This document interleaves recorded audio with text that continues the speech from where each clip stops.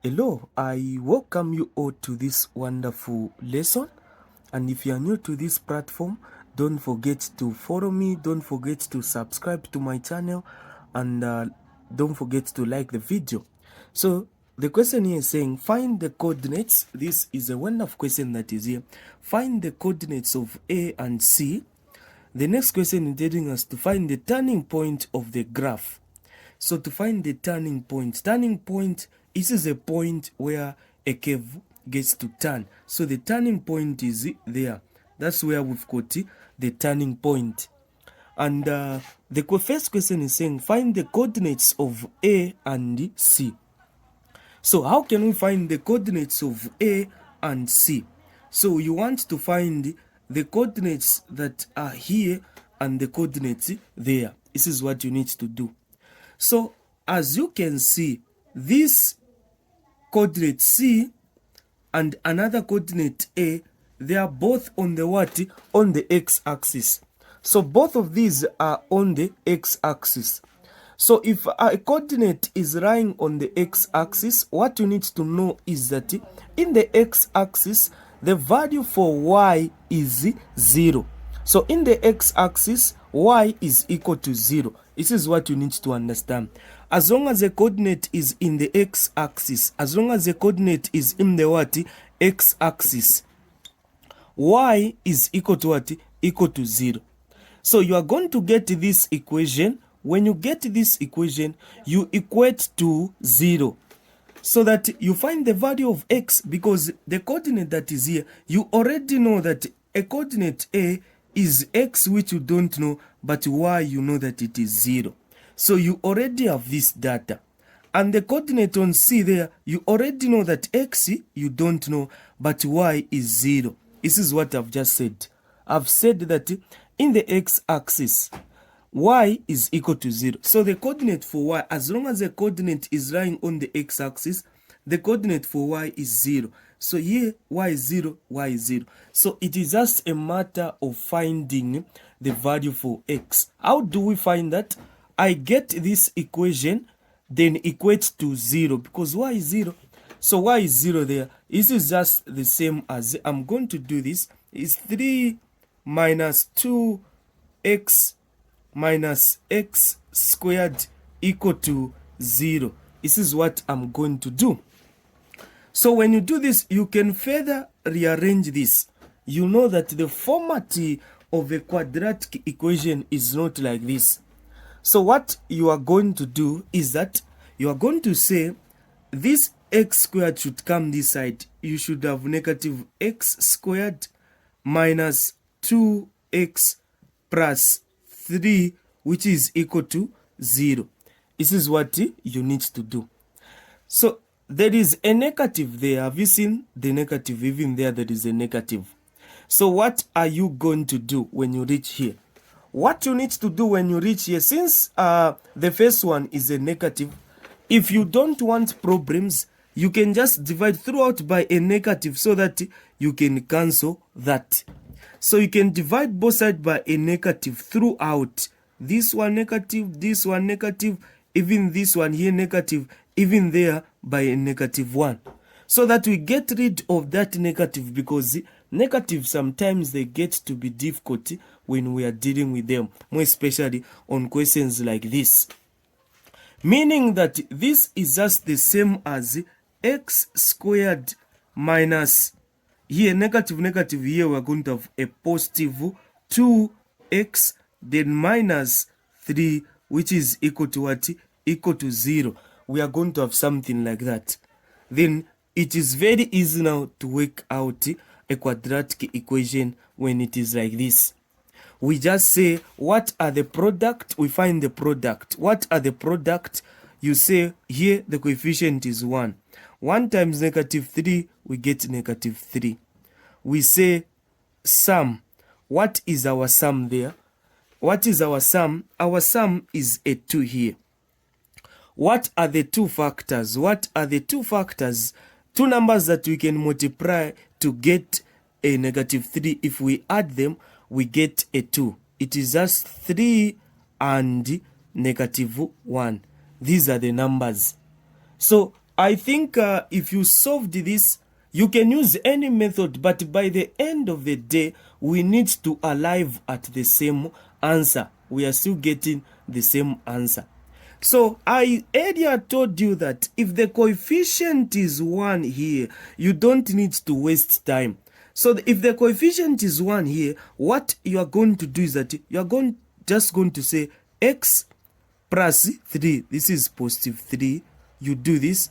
Then you say x, this is minus 1, minus 1. Then you equate to what? Equate to 0. This is what you are going to do. So after doing this, where you say x is now equal to, so you get this part. Maybe someone is behind on this. I'm explaining step by step so that everyone can understand. So x plus 3, you equate to 0, or that is x minus 1 equates to 0. What you're going to have here is x is equal to 0. When this one comes inside, it becomes minus 3. So 0 minus 3, we get negative 3. This side, your x is equal to 0. This is negative, goes there, plus 1. Meaning that x is equal to 1. These are the two answers. X is equal to 3, x is equal to 1. So where is the negative going to be? The negative is going to be here. Then the positive will be there. Where now you can just conclude and say, therefore, the coordinates for A, since I know the value of x, negative 3, then I put a 0 there. And the coordinates for C, what are the coordinates for C? 1, 0. So these are the coordinates, this one and that one. These are the coordinates that you need to know and understand. Hope you are able to follow this. Hope you are able to see everything that I'm doing. These are simple questions that you need to know. These are simple questions that you need to understand. Quickly, I move to the next question. So I go back to this question that I'm given. So what is the question saying? What am I told to find? The turning point of the curve. How do we find the turning point of the curve? So for you to find the turning point of this graph, what you are going to do is this. This is what you're going to do. This one, the x is this one. So your A, if you were to rewrite this, x squared minus 2x plus 3.